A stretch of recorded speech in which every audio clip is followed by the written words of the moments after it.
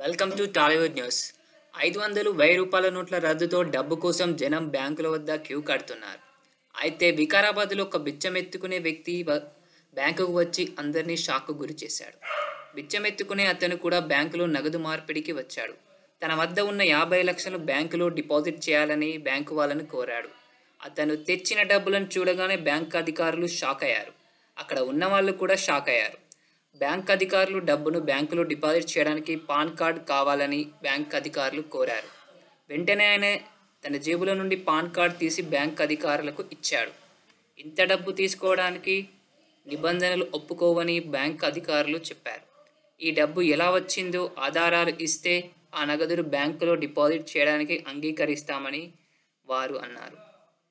తన 2 ఎకరాల వ్యవసాయ భూమిని అమ్మగా వచ్చిందని ఆ వ్యక్తి చెప్పాడు. అయితే బ్యాంక్ అధికారులు పత్రాలను తీసుకుని రావాలని సూచించారు. Please subscribe and like.